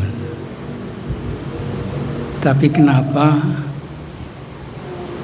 pencapaian kemerdekaan untuk menjadikan kemakmuran kok belum kelihatan tanda-tandanya. Itu satu, Pak. Sebagai ilustrasi, Cina itu sekitar tahun 50 itu mendekretkan revolusi kebudayaan oleh Mao Zedong. Dan hasilnya sekarang kelihatan. Apakah kita juga harus melakukan semacam itu? Saya kira itu aja. Terima kasih. Langsung dijawab atau dikumpulkan dulu, Ustaz? Kumpulkan, oke. Oh enggak, silakan. Oh ya. Assalamualaikum warahmatullahi wabarakatuh. Pak Profesor Ustadz Yon Mahmudi ya Pak namanya. Ya, saya mewakili yang agak tua dan agak muda itu. Saya terkait sekarang aja Pak. Caranya itu jadi dari implementasi dari kepahlawanan. Sekarang seandainya orang Muhammadiyah, nah, kita termasuk orang Muhammadiyah di sini, terus kita belanja di toko Muhammadiyah, nah itu kan di toko Majmu ya Pak ya. Nah di situ kan padahal pasar itu ada di tangan kita Pak, HP Pak, apa aja beli di situ Pak. Nah terus kedua ada semboyan juga yang kita hidupilah Muhammadiyah, tapi jangan hidup di Muhammadiyah. Nah itu Pak, nah itu kan, nah itu. Nah terus apakah orang Muhammadiyah yang memegang teguh prinsip ini bisa dikategorikan kepada yang Bapak sebut tadi pertama di surat Ali Imran ayat 169, orang yang berjihad dan seandainya meninggal akan mendapatkan rizki itu Pak itu.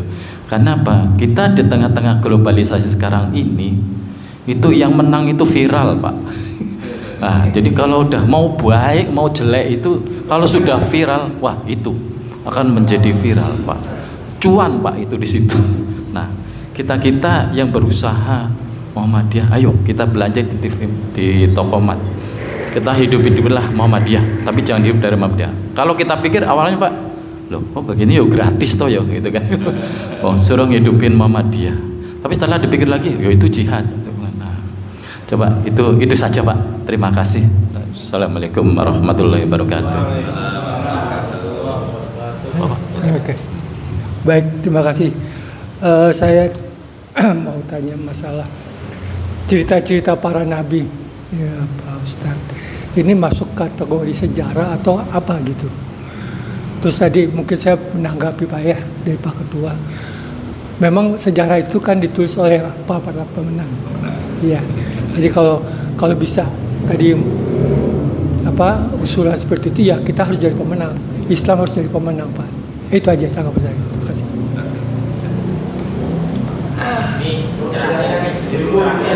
Ada. Oh Ibu, monggo. Sekalian tulisannya. Iya. Baik. Bismillahirrahmanirrahim. Assalamualaikum warahmatullahi wabarakatuh. Perkenalkan Pak, nama saya Bu Yayah. Kalau tadi Bapak sudah menjelaskan tentang makna kepahlawanan ya, ini saya ingin menanyakan sebenarnya makna kemerdekaan itu apa Pak? Karena ini Indonesia katanya sudah merdeka ya 80 tahun, tapi sekarang itu yang kita dengar misalnya ada pengusiran kasus Rempang misalnya gitu ya, diusir dari tanah kelahirannya. Nah itu sebenarnya kita ini sudah merdeka apa belum gitu kan. Kemudian kita tahu ada Cina masuk ke Indonesia gitu kan, sehingga tenaga kerja juga itu oleh Cina ya di Indonesia. Ini sebenarnya udah merdeka apa belum? Kemudian di pendidikan kita kenal istilah kurikulum merdeka. Ini yang saya rasakan ini dengan kurikulum itu malah jadi susah Pak. Anak-anak sekarang tuh susah diatur Pak. Terutama ininya sopan santunnya. Itu ya, budi pekertinya itu berat yang saya rasakan. Saya kira itu saja Pak. Terima kasih. Assalamualaikum warahmatullahi wabarakatuh. Ada yang nyatet ya tadi ya pertanyaannya ya? Oh Pak Agus, bener ya? Ada opung. Perwakilan ketua PCM nih soalnya. Bismillahirrahmanirrahim. Assalamualaikum warahmatullahi wabarakatuh. Saya Agus Pak, pemerhati pendidikan di Depok. Saya cuma hanya kita sharing lah gitu. Terkait pembangunan masjid di SDN Pocin 1 yang gagal. Kemarin kan saya bukan orang partisan, tapi buat saya kemarin itu saat dengar pendapat PKS, fraksi PKS khususnya menyatakan bahwa tidak ikut campur dunia akhirat dalam hal pembangunan masjid yang di Pocin 1 tidak jadi. Karena kenapa tidak jadi? Padahal pada saat itu Sufyan Suri sebagai sekda, saya pun diajak rapat ketika itu 2023, itu menyatakan laporan-laporan dari lurah dan camat, saya dengar langsung di ruangannya beliau itu akan dibangun masjid agung di Margonda itu Pak. Nah, laporan dari camat dan lurah tersebut adalah tokoh masyarakat, tokoh agama, masyarakat sekitar itu setuju dan mensupport ketika dibangunnya masjid agung di situ. Tapi ya itulah politik ya Pak ya. Artinya saya juga ada di grup DMI Depok. Saya harus bersuara memang. Saya prihatin lah. Artinya teman-teman ustadz, kiai dan lain-lain di situ akhirnya digiring untuk mendukung. Kebetulan ketua panitia itu Haji Yaman ya, yang mendukung Sufyan Suri menjadi wali kota Depok sekarang gitu. Akhirnya mereka membentuk kepanitiaan dan akan dibangun masjid itu, mungkin saya nggak tahu Masjid Agung atau apa di daerah Juanda. Karena kalau saya pahami kan kalau Masjid Agung itu kan di jalan utama ya, seperti Masjid Agung Tegal misalnya gitu. Nah, saya juga prihatin juga nih di mana nih peran organisasi Muhammadiyah gitu. Kalau akhirnya kok diam gitu. Padahal kan buat saya pembangunan tersebut dari 2019 itu memang sudah dianggarkan Pak untuk membangun masjid bekas SDN Pondok Cina 1 di situ gitu. Nah, itu yang ya itu kan akhirnya campur aduk dengan politik ya Pak ya memang ya. Buat saya prihatin aja sebagai umat Islam, karena saya pikir kalaupun dibangun masjid agung di situ kan akan memudahkan semua orang-orang yang di sekitaran situ. Kan ada hotel, ada toko-toko, ada gedung, ada apartemen. Setidaknya mereka bisa sholat di situ gitu. Karena akses di Margonda itu tidak ada lagi masjid gitu Pak. Buat saya pikir sekarang ini saya malah bilang bahwa kok Depok ngarahnya ke sekuler ya gitu. Bukan lagi orang-orang yang, ya saya prihatin aja lah. Artinya para ulama, para ustadz kok pada diem gitu. Karena saya harus, biarpun saya bukan ustadz, bukan saya hanya pemerhati pendidikan, ya saya hanya ingin bersuara aja lah gitu. Tanggapan kenapa teman-teman Muhammadiyah khususnya di Depok tidak bersuara juga kemarin gitu. Baik, terima kasih. Wassalamualaikum warahmatullahi wabarakatuh.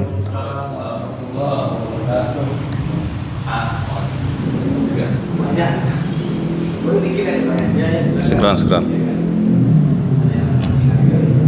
Makasih ya Pak Agus sudah mewakili PCM hadir.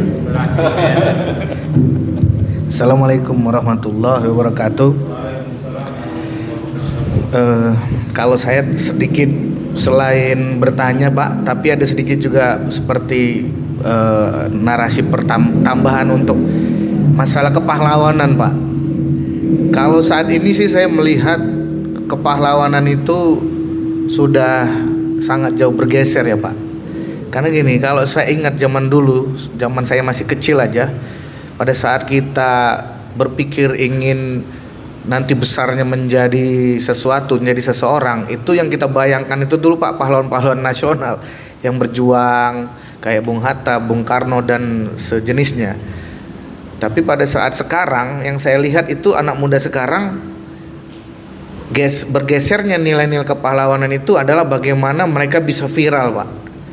Jadi nilai-nilai kepahlawanan itu tidak lagi didasarkan oleh nilai-nilai luhur atau nilai-nilai yang ada di dalam hati yang murni, tapi nilai-nilai bagaimana dia berpikir untuk melakukan sesuatu dan dia menjadi viral dan akhirnya itu menjadi terkenal. Nah, itu yang saya perhatikan, Pak. Nilainya seperti itu. Nah, jadi mungkin terus ada lagi yang saya perhatikan ya kayak no viral no justice itu ya, Pak ya. Kenapa sekarang saya lihat ini hampir seluruh lapisan lah, dari mulai mungkin pemerintahnya, mulai juga penegak hukumnya dan mungkin juga masyarakatnya gitu, Pak. Nilai-nilai itu semua seperti sudah tidak berasa tuh, Pak. Kita rasakan saat ini. Jadi semuanya itu ya selalu nilainya itu selalu nilai tentang bagaimana hitung-hitungan. Baik itu dalam masalah pembangunan, baik itu dalam masalah menanganin kasus dalam umpamanya kita segi hukum. Itu semuanya nilainya di situ, Pak. Jadi akhirnya kayak saya punya anak, pada saat saya selalu berdiskusi sama mereka bagaimana mereka memahami tentang kehidupan untuk ke depan itu, ya pasti saya mendengar juga dari mereka tentang teman-temannya di pergaulannya di sekolah itu, yaitu nilai-nilai kepahlawanannya itu sudah nggak ada, Pak. Yang ada dalam bayangan-bayangan anak-anak muda sekarang adalah bagaimana dia bisa melakukan sesuatu dan akhirnya semuanya itu ujungnya adalah kalau nggak viral ya punya nilai-nilai yang menguntungkan. Jadi beda seperti yang Bapak sampaikan tadi.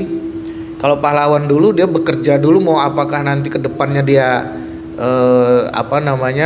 punya hasil yang dia dapatkan, habis itu diserahkan ke berlanjutannya gitu. Kalau sekarang kan nggak, Pak, bangun sekolah, bangun masjid, udah ada itu kan untungnya, Pak, kayak gitu. Mungkin itu tadi yang mungkin bisa saya sampaikan. Mungkin demikian. Terima kasih. Assalamualaikum warahmatullahi wabarakatuh.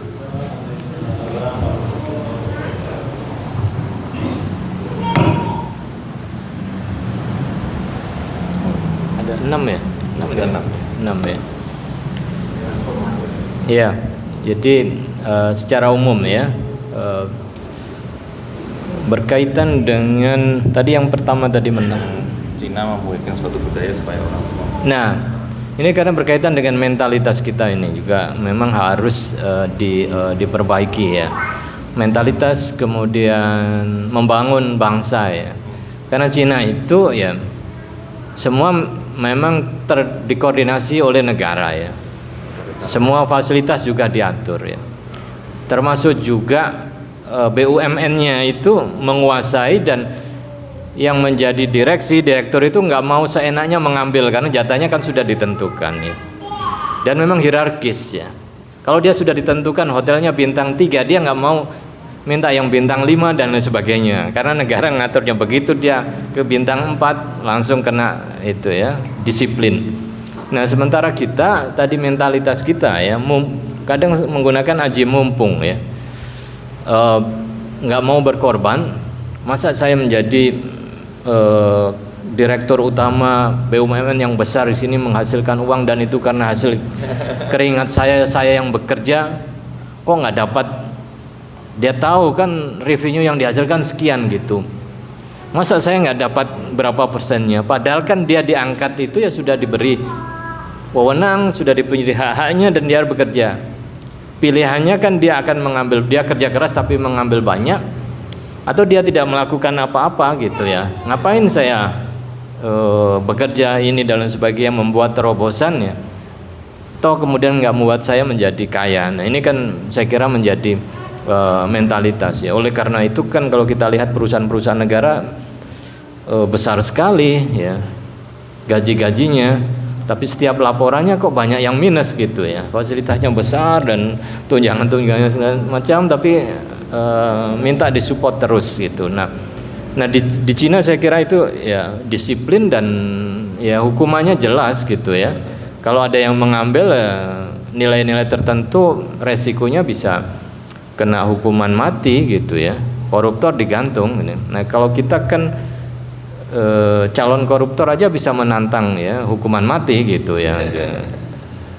Seakan-akan tidak takut gitu ya mengatakan itu gitu ya.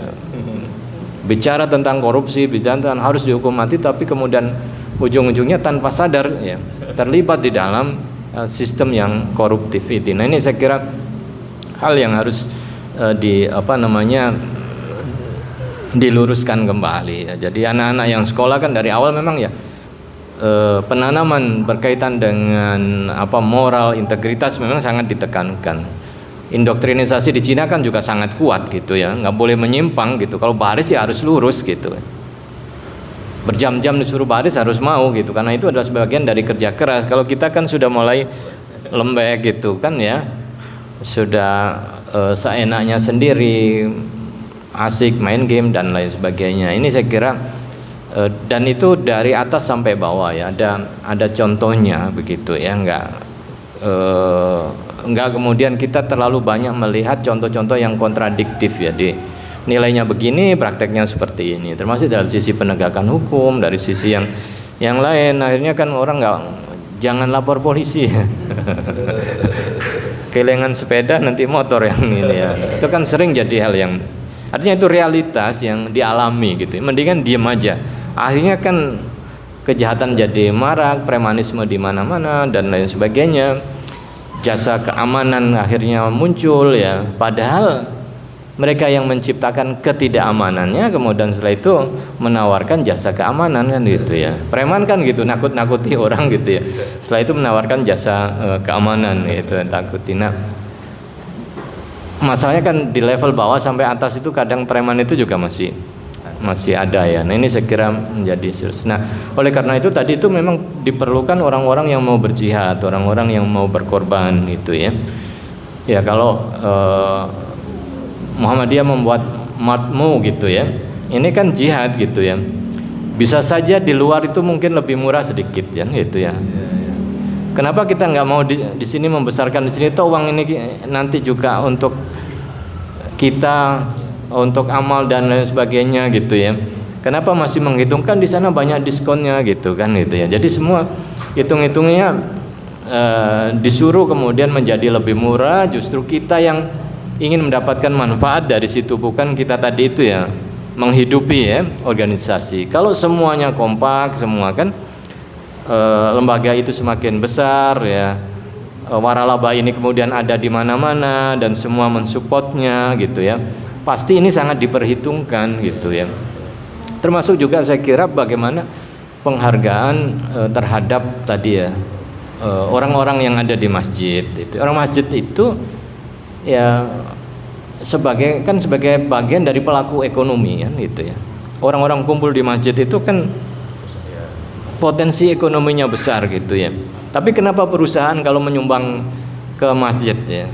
Kalau event-event yang golf dan orang nyumbang jutaan, ratus juta gitu ya.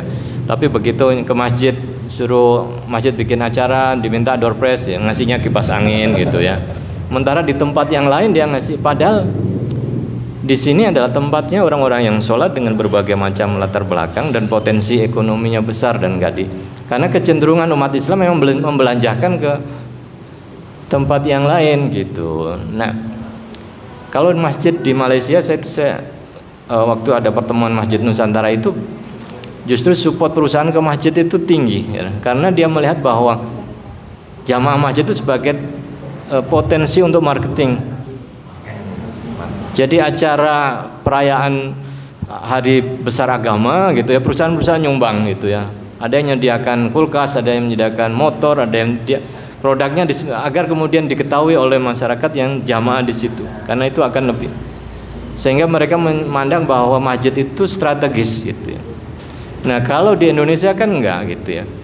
Perusahaan-perusahaan begitu disuruh kontribusi, nyumbangnya sangat kecil sekali gitu ya. Padahal itu adalah potensi-potensi yang memang bisa membangkitkan perusahaan mereka, sehingga mereka promosinya malah justru ke tempat-tempat lain gitu. Nah, potensi ekonomi inilah saya kira yang harus kita kejar ya, sehingga di sini saya kira letak ya berjihadnya, yang kemudian nanti untungnya ya rezekinya yang kita akan dapatkan di akhirat itu dari sisi itu. Kemudian kalau yang tadi terkait dengan terkait dengan Masjid Margonda ya Pak. nah memang ini persoalan menjaga identitas ya. Identitas Depok itu mau dibuat seperti apa? Karena begitu masuk masjid, ternyata di nasional bersuara gitu, Depok menjadi intoleran karena mengganti sekolah dengan masjid. Padahal kan filosofinya kan seperti apa? Saya pernah ada acara di Margo City Jumat, cari tempat Jumat itu kan harus nyebrang akhirnya ke Detos di bawah itu kan, dekat rel itu, sholat banyak jumlahnya, dan kita bayangkan berapa ribu orang yang bekerja di situ dan tidak mendapat fasilitas. Apakah kemudian yang ikonnya ini memang mau dibuat mall, hotel, apartemen, tempat hiburan dan lain sebagainya itu sebagai pintu masuknya Depok seperti itu, atau kemudian ada simbol keagamaannya? Nah, itu kan menjadi penting gitu, karena kebutuhan ya orang-orang yang tinggal di situ, bekerja di situ sangat banyak, jumlahnya sangat ribuan, sehingga memang harusnya itu rasional kalau kemudian itu ditempatkan masjid agung gitu ya. Nah, ini saya kira persoalan mendasar, karena kadang berkaitan dengan politik, tekanan publik gitu, nggak berani mengambil keputusan, takut disebut kemudian intoleran, menjadi kota yang tidak toleran ya, karena membangun masjid di situ. Tetapi kalau itu nanti, mohon maaf ya, diganti dengan gereja, itu naik menjadi tingkat toleransinya sangat tinggi gitu ya. Karena umat Islam mau berkorban untuk ya ini.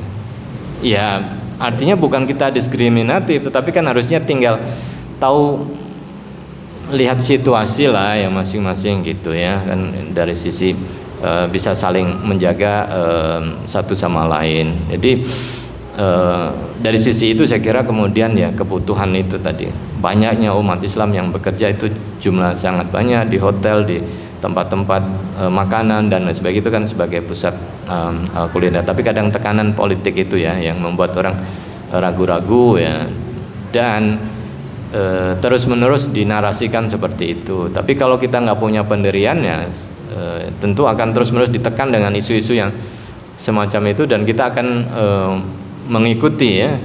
Pada akhirnya kemudian orang semakin tidak berani atau tidak mau menunjukkan identitas keislamannya kan gitu ya.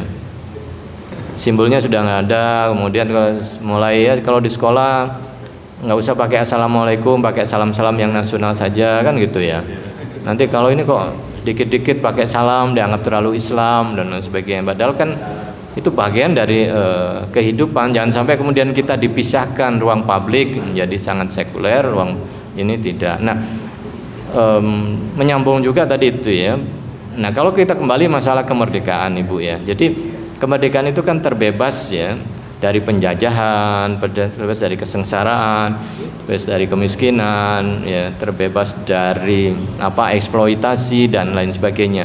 Bukan bebas melakukan apa saja kan itu ya. Dan kita di negara merdeka jangan sampai mentalitas kita sebagai mentalitas penjajah gitu ya.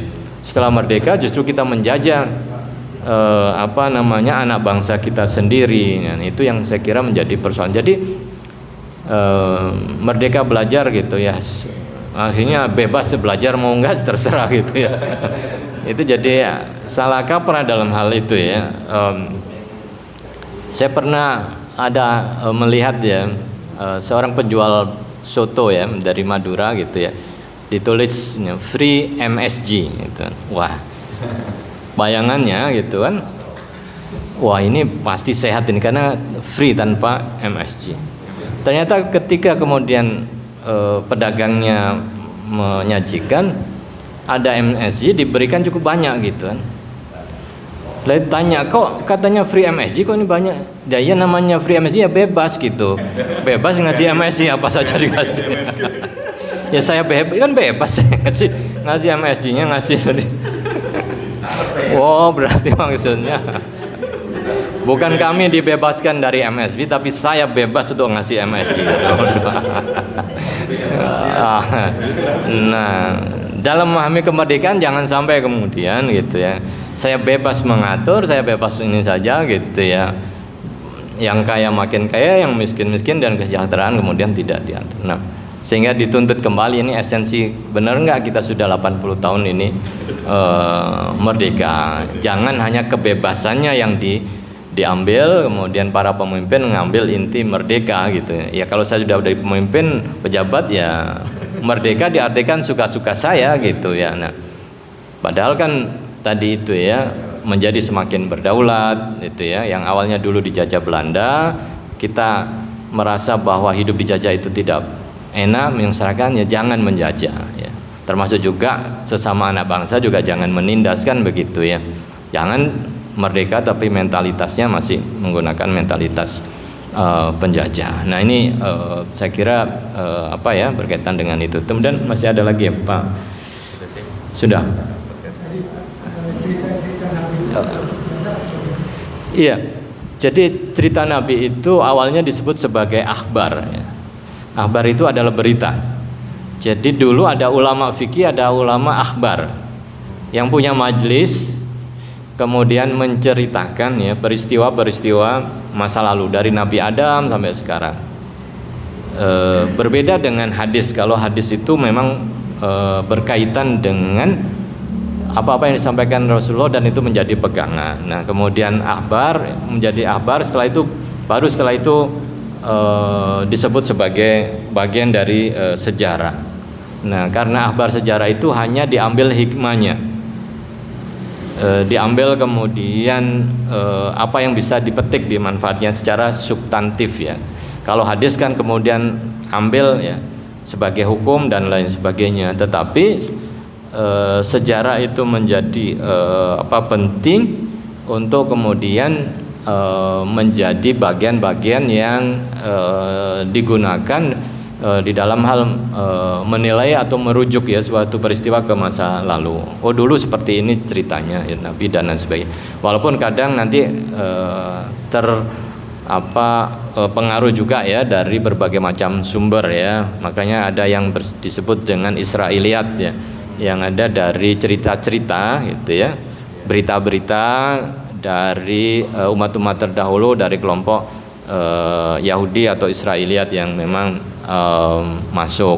Nah, dengan demikian memang sejarah menjadi sangat penting sehingga ada upaya kemudian memvalidasi kembali ya terhadap sejarah dan sejarah itu memang menentukan, walaupun masa lalu juga menentukan masa depan. Yang tadi sejarah sebagai pemenang, malah disebut bahwa kadang sejarawan itu lebih berkuasa daripada Tuhan. Nah, itu. Kalau Tuhan itu tidak lagi atau tidak bisa menciptakan masa lalu, ya. Tapi sejarawan bisa menciptakan masa lalu. Yang masa lalu diambil lagi, sekarang dihidupkan gitu ya. Nah, itu tugas sejarawan. Dan kadang yang menghidupkan, menciptakan masa lalu oleh sejarawan itu sesuai dengan kepentingan, selera dan lain sebagainya. Jadi dia sangat berkuasa dan hati-hati kalau kemudian tidak objektif ya bisa saja digunakan untuk kepentingan tertentu. Maka tentu tadi itu kita juga harus menjadi pemenang gitu ya, agar bisa menulis sejarah kita dengan baik. Saya kira begitu ya Pak Ketua. Baik, kalau begitu mungkin bisa langsung kita tutup aja Pak Ustaz. Ya. Mungkin dengan doa saja. Ya, baik, marilah kita berdoa bersama-sama semoga majelis ini diberkahi oleh Allah Subhanahu wa taala. Kita bisa mengambil hikmahnya, semakin memperkuat ukhuwah kita, silaturahmi kita, dan tentu tujuan-tujuan mulia kita, sehingga nilai-nilai keteladanan dari para pahlawan itu bisa kita implementasikan dalam kehidupan sehari-hari, dan yang terpenting adalah bagaimana juga nanti bisa mengajarkan ya kepada generasi-generasi kita untuk dapat membangun bangsa ini. A'udzubillahi minasyaitonirrajim. Bismillahirrahmanirrahim. Allahumma shalli ala sayyidina Muhammad wa ala ali sayyidina Muhammad walhamdulillahirabbil alamin. Rabbana atina fid dunya hasanah wa fil akhirati hasanah wa qina adzabannar. Rabbana la tu'akhidna in nasina aw akhtana. Rabbana wa la tahmil alaina isran kama hamaltahu ala ladina min qablina. Rabbana wa la tuhammilna ma la taqata lana bi wa'fu anna waghfir lana warhamna anta maulana fansurna 'alal qaumil kafirin. Allahumma ighfir lana wa li ikhwanil ladina sabaquna bil iman wa la taj'al fi qulubina ghillan lil ladina amanu rabbana innaka ra'ufur rahim. Subhana rabbika rabbil izzati amma yasifun wa salamun 'alal mursalin walhamdulillahi rabbil alamin. Baik Bapak dan Ibu, terima kasih sekali untuk kehadirannya. Syukron Ustadz untuk kehadirannya. Alhamdulillah kita sudah mengakhiri pembahasan hari ini, dan insya Allah pekan depan kita akan agendakan kembali dan nanti akan kita informasikan. Baik, akhirul kalam kita tutup dengan kafaratul majelis. Subhanakallahumma wa bihamdika asyhadu an la ilaha illa anta astaghfiruka wa atubu ilaik. Assalamualaikum warahmatullahi wabarakatuh.